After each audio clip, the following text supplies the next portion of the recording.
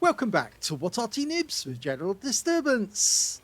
This is a Panzer IV H. It's a tier 5 German medium tank. It's located on the north spawn of Lakeville, and this one is under the command of Sunshinebilly. And yep, we've got 2 replays featuring the same tank. Now, the Germans built 8,553 of this medium tank under various different specifications. The Ausf H was one version, and you can see that the gun he's actually loaded on this one is the 105mm, which is capable of doing 350 alpha and penetrating 64mm of armour. He's also got Schussen, the side skirts, which act as spaced armour against enemy shells. But you can see that that big shell, big armour piercing one, that's quite effective against light-skinned vehicles. And of course, at tier 5, and this is a tier 5 game with tier 4 tanks in it. Oh! First shot, he gets a hit on the looks. With a heat round, it goes straight through, and he earns a high roll of 429. So that poor looks has lost virtually all of his hit points just straight away. Now, it's 350 alpha for the heat rounds with 104mm of pen, and the HE rounds are capable of doing 410. So the heat rounds are actually very effective, and he's got his first kill.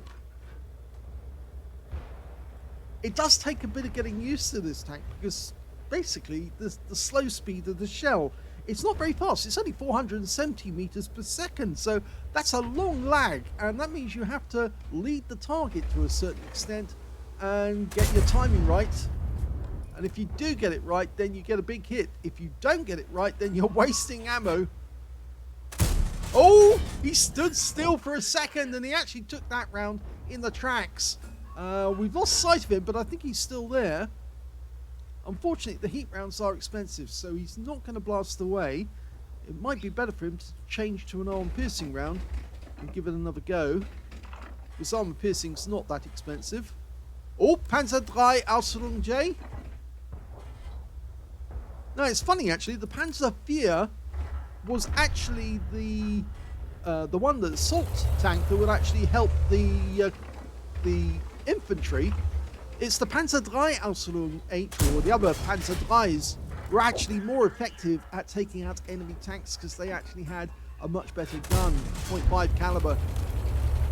Well, it's not 0.5, it's 5 centimeter, I should say, actually. And they also had the 75mm gun, I believe, on some of the Panzer IV. That was also a higher velocity gun.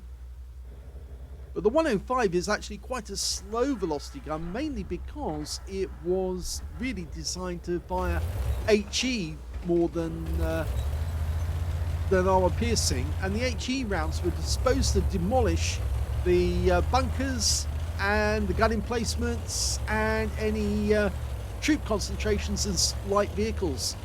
Much more effective at doing that sort of thing. Now, there's still some enemy tanks in the town. Oh, and that's a KV-1. Now, he's looking in our direction. Very long-range shot and a good hit. 394, which is a high roll. Considering he's firing the heat, went straight through the side of that KV-1, and now he's a one-shot. Sunshinebilly's using nothing but heat at the moment. It's going to cost him at the end of the game, but on the other hand, he is going to get a lot of damage, and that's going to help him as well.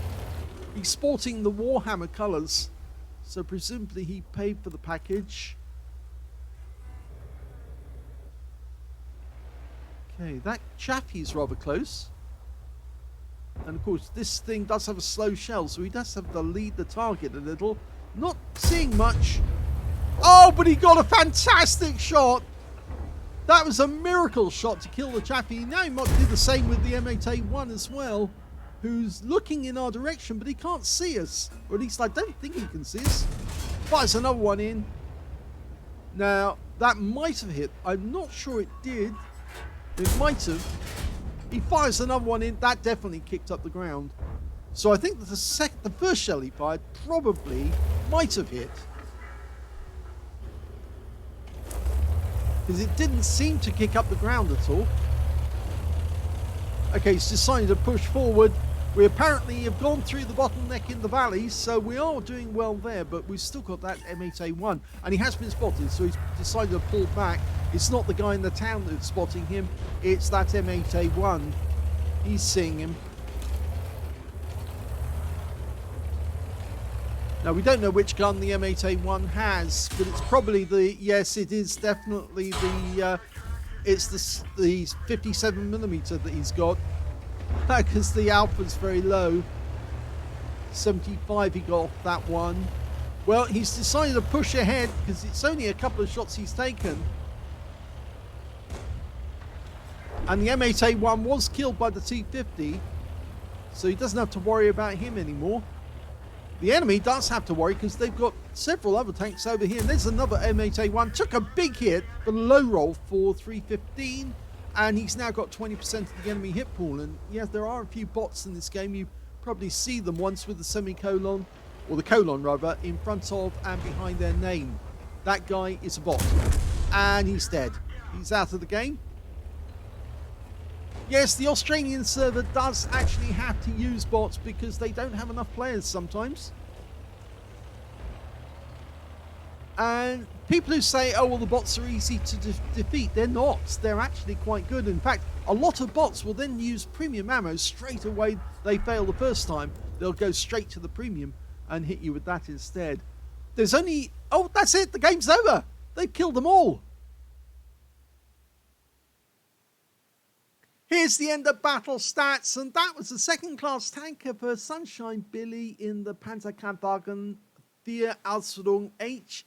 He managed to get a fire for effect for doing more damage than the hit points for his own vehicle, and he also got a high caliber as well for dealing the most damage in that game, and the win 8 was very good, 8,660. You can see his skill with leading those shots, those long-range shots, with very slow shell velocity. He was getting fantastic shots on the enemy to get the damage. So it's very impressive getting a high caliber in this very, very slow gun. Let's have a look at the team score and see where he is.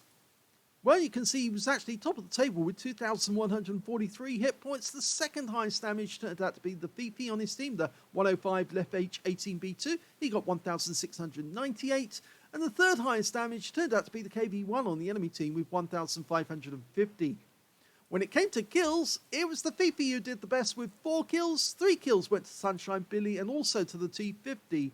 And the rest I've got 1 or nothing. And when it came to base XP, it's the Fifi again with 755, 724 to Sunshine Billy, and 667 to the T50. Oh, I should say as well, the KV1 actually got a steel wall in that one, by the way. When we go to the detail, we can see he fired 14 rounds, 10 direct hits on the enemy, and 8 penetrations. I think there was 1 round that hit the side of that one of the tanks in the town. Was it the Pz.Kpfw Ausf J? Or one of the others, actually, that was down there. So he narrowly missed getting that one on target. It did hit the target, but it just hit the tracks. 2,143 hit points of damage, of which 1,738 were at more than 300 meters. A lot of long-range shooting in that one. 2 hits received, 1 penetration, 1 non-penetration. Yep, the penetrating shot came from the M8A1, who was using that 57mm gun, which is very good pen, but it does low damage. He blocked damage of 75 hit points. I think 1 shot actually hit his tracks. He also damaged 7 of the enemy, killed 3, and did 17 capture points in the cap at the end of the game.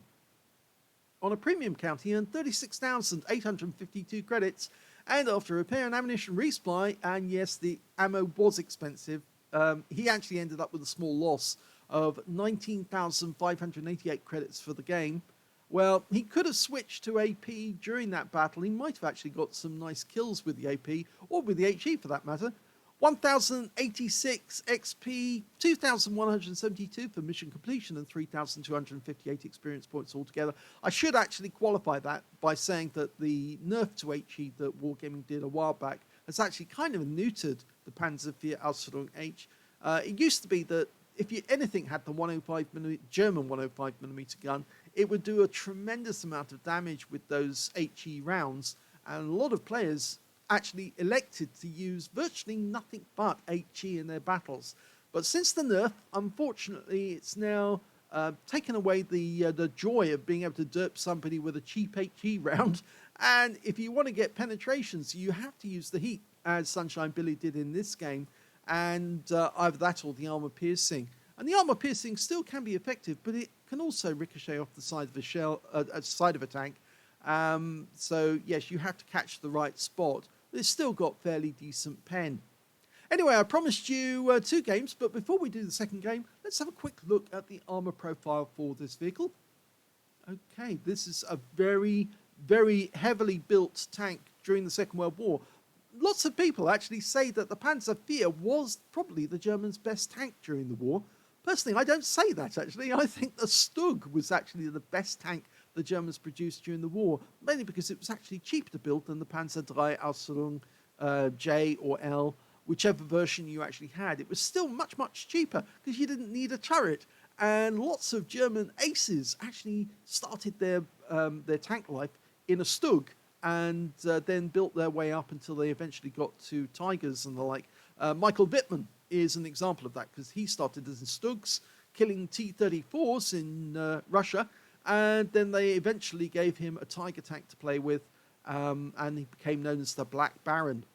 Anyway, we can see from the front of this vehicle that there's plenty of angled armor, but there's also from some fairly solid flat-sided armor, as you can see from that angle. Front of the front plate is actually 80 millimeters, coming out at 85. The lower plate, or the very lower plate, is actually 30 millimeters, but it's so well raked back that you're actually getting 47.6. The upper plate is 20 millimeters, but it's also so well angled back that it might actually ricochet shells, and that's coming out at 22.4. And then we've got the heavy armor again here. So if they're going after the driver and the driver's viewport's there, they're going to have to try and get through 80 millimeters of armor. The turret, of course, has got those Schussen around the sides of the turret, which actually act as spaced armor. But you can see the front of the turret is 50 millimeters. It's flat-sided, which, of course, was a big mistake by the Germans. They should have actually angled that a bit more. They did put some angling in on the turret, but it does allow tanks to get a good shells to get a good purchase when they hit the target. So you can see the side armor. There's the Schussen again. They act as spaced armor, 5 and 15 and 30. The sides of the tank are 30 millimeters, you can see there. And so this just acts as spaced armor and makes it much more difficult to pen. And at the rear of the tank, we've got very low armor, 20 millimeters there. The top of the deck is 11, so the engine deck is 11. And you can see the top roof of the tank is only 16 millimeters, and the cupola is a weak spot, only 8 millimeters. But if you look at it from the front, you can see it's actually got 95 millimeters at the viewport area, which presumably is to protect the crew rather than to actually protect the cupola. But there is a spot on top of it which is 30 millimeters, and just below it's 30 millimeters, and so you can pen there. So if you pump around into the cupola, chances are it might actually hit one of the weak spots. And I think most people who've been trained to fight these tanks know that the weak spot on any Panzervier Ausf H is the cupola. So go for the cupola. It's much easier to get in contact with that. If you're Arty, you just aim the shell at above, and everywhere is weak. So the shells should go through from above. So let's have a quick look at the live model, because of course we like to see where the weak spots are, and you can see anywhere it's green, that's easy to pen. Anything that's red is not easy to pen. And of course you can see those skirts actually do protect the tank a great deal. And there's one other thing I should actually mention, which of course some people do forget. During the war, lots of people thought and feared the Tiger tank. But if you look at the side of a Panzervier Ausf H with the Schussen on, you can see it does look like a Tiger. And so, yes, this would actually cause Allied tank crews to fear a tank they came up against, because they might think, oh my God, that's a Tiger, when it's not a Tiger actually at all. It just looks like one because of the Schussen. A lot of Panzervier actually rode about without the side skirts on, and they obviously became known immediately what they were. And of course, the Shermans, the M4s, and of course the Fireflies would just know, oh, that's a Mark IV, we can easily kill that, no problem whatsoever. We have a quick look at the module. There we go. And you can see we've got the driver up front on the right-hand side, radio operator on the left with the radio between them, transmission going through the vehicle up to the front. So it's a front wheel sprocket. We've got ammo racks inside the tank. In fact, you can see there's several, one on either side and one directly behind the driver. And on top of that, we've got the driver up in the the gunner up on the right-hand side of the turret. The tank commander is sitting in the center at the back with the cupola, and the loader is on the left-hand side of the vehicle. So if you want to take out the commander of the vehicle, you just aim through the cupola, and you'll probably take him out. That will lose their view range to a certain extent. At the rear, we've got the engine. The fuel tank is in the bottom of the tank. So the fuel tanks are not surrounding the engine in this one. They actually put that right at the base of the vehicle, and the engine was out on its own. And of course, that's transmission goes through the tank right up to the front to drive the wheels. So there you go. That's where all the modules are on the Panzer IV Ausf H. So I promised you a second battle. Let's have a look at that one right away. The second replay is on the south spawn of Prokhorovka. Well, there was certainly a lot of Panzer IVs out on Prokhorovka at the Battle of Kursk. It wasn't just Tigers and T-34s, there were other vehicles involved. This tank actually has 10 degrees of gun depression, which makes it a good ridgeline fighter as well. It can pop up, quickly take a shot and pop down again. The only drawback is that cupola, really, more than anything. It sticks out like a sore thumb and makes an easy target for somebody who wants to pen. You can see we've got a number of tanks going up the hill. In fact, it's quite useful that the M8A1 and the BT7 are going up there, because this tier 5 game with tier 4 tanks in it, and they can spot for us. Except, of course, that bot in the BT7 is being a bit of a nuisance. The other guys going up the hill are, well, one of them's a bot. That's the M5A1 Stuart. The other one's a real player. And he's not alone, because there is another tank behind him, and that's a bot, that Kehoe. Yes, I was saying at the end of the last battle that bots are dangerous players to be up against, because they're unpredictable and they tend to use premium ammo straight away, which makes it very difficult to avoid getting hit by them and penetrated. He's trying to hit that T-28 down in the dip. Oh, he got him with a first shot. 372, didn't get a kill, but he certainly got a big hit. And now that T-28's a one-shot. I would not be surprised if that Kehoe started firing at that T-28. Got a number of other enemy tanks down in the town, including an M5. Another hit, and he goes immediately afterwards. Kill goes to the Kehoe, the bot. And now we've got a Type 95. They've got thin armor. Long range shot. Another direct hit, but this time round, he gets the kill. So he's on the scoreboard. In fact, he's the only player still alive on the scoreboard who actually does have a kill. Because the two that did get kills, the Kehoe and the M8A1, unfortunately died soon afterwards.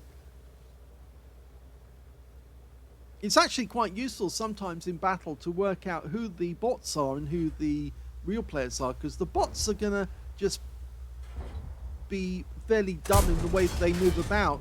But the real players, they're much more difficult to actually to predict exactly what they're going to do. Now, he's still firing heat ammo, which is expensive to use if you're going to fire at buildings. You prefer to fire HE at buildings, it's much easier to demolish them. But we can just make out the T-28. And he's got another kill.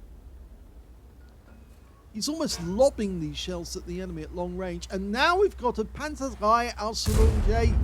Oh, ammo rack. That's a demolition. Yep, no doubt about that. He set the ammo rack off. And he has another kill. 3 kills now. He's decided to move up because otherwise it's going to be difficult. There's virtually no enemy in sight that he can actually hit. There is an AMX-40 down by the railway line, but of course those tanks actually do have decent armor. And they're fairly difficult to pen if you don't hit the right spot. The good thing is he is using heat, so he should be able to get through the armor of an AMX-40. The duck.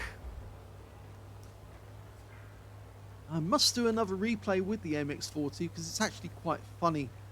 As you know, I have done replays in the past where I've actually featured games I played myself in the Duck using nothing but HE before they did the HE nerf, and we did get rather funny results. It is possible to get top guns and high calibers and all sorts of awards for getting good shots. And oh, that Wolverine, he spotted us and he's firing at us. So we're dialing in on him. And nice solid hit. And now that's, oh, he's taking a clobbering. There's 2 enemy tanks out there. He needs to get behind these buildings. Popped out for a second. And he's got a kill, but he was ammo-racked. So he's used his repair kit. He's got a large repair kit. So he's able to fix all of his problems in one go. But there's still an enemy vehicle out there, the Valentine AT. And he's looking in this direction. The Valentine is a real player as well. I think he might be behind that bush. I'd certainly load up an HE round and fire it there. Well, he had a go. We didn't see any explosion at the other end. That might have actually hit the Valentine. It didn't kill him though. Looking at the team list at the moment, the enemy only has 1 bot left on their team, and that's the M8A1. Should mention as well, standard reload time is 7.67 seconds. He's got 6.75, so he's shaved a second off the reload. It is longer reload for the 105mm gun than it is for the 75, because of course the 105mm shell is a lot heavier. And the 75mm, well, they're fairly easy to pick up and shove into the breech fairly quickly. Of course, the 75mm does less damage, but it does have a higher velocity, so it's more point and shoot, not point and lob. And the Valentine might be low down because, or is he? No, he's not. Okay, but he did spot us. So he's changed position and now he's been revealed. There he is. 1 shot is all it took, and he didn't have full health, which means he probably did get hit by one of those shots that Sunshine Billy fired in. I've also noticed that Sunshine Billy is actually from the Dude clan.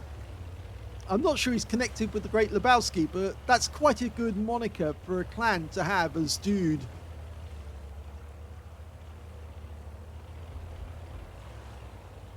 I just hope he's got a carpet to make the room hang together.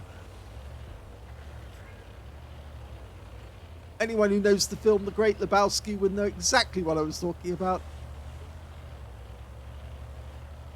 That's one of those classic films that you really ought to see if you get a chance. Okay, there's only 1 enemy left. It's a Pz.Kpfw G, which, as I said earlier in the video, that yes, the Stug is probably the best German tank, I think, other than the Tiger, of course. It's the one with the reputation, but the Stug killed more tanks and was cheaper to build. Where are you? Are you the other side of the railway line? No, so you're probably over the far side. And he's got a fair distance to motor, but he's got 5 kills. If he gets this kill, he could get himself a Top Gun. And there he is.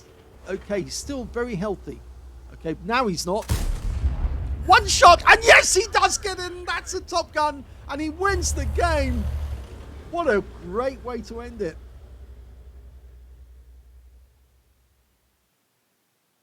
That was an astonishingly good result. Unfortunately, it wasn't an ace tanker game, but it was very close. He got a first-class tanker in that one, as well as a demolition expert for blowing one of the enemy tanks to pieces. That was the Pz.Kpfw J. Got a master gunner for getting 5 armor-penetrating shots in a row, and considering he's using heat ammo, that's very good going. As well as a duelist for taking down 2 tanks who damaged him, a fire for effect for doing more damage than hit points to his own vehicle. And he picked up 3 battle hero medals as well. He got the high caliber for dealing the most damage in the game, at least 20% of the enemy hit pool, as well as a Top Gun for getting at least 6 kills, and on top of that he got a tank sniper as well for doing the most damage at a distance of 300 meters with high accuracy. And the win 8 was absolutely incredible on this one. 13,578 which is super unicum and quite a bit more. Effectively, he carried his team in that game, even though he didn't get he did get the most damage and most kills. We look at the table, we can see he got 2,249 hit points from that game. The second highest damage turned out to be Pz.Kpfw on the enemy team, who managed to get 1,223. And the next highest damage after that turned out to be the Hetzer with 1,068.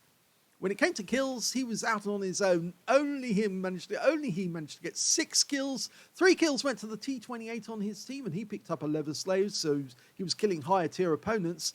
And 2 kills went to the Wolverine on the enemy team. And when it came to base XP, yep, he got that one as well. So he's got the top in all 3 columns. 890 went to Sunshine Billy. 578 went to the T28, 25 TP rather, and the T28 got 474. He fired 11 rounds in this game, 10 direct hits on the enemy and 10 penetrations. So only 1 round actually missed the target. We don't know which one it was. 2,249 hit points of damage, of which 1,264 was at more than 300 meters. So at least half his damage was done at long range. He also received 4 hits from the enemy, 2 of which penetrated, and 2 hits by way of splash damage as well. And they were coming from the M10 and the Valentine at him.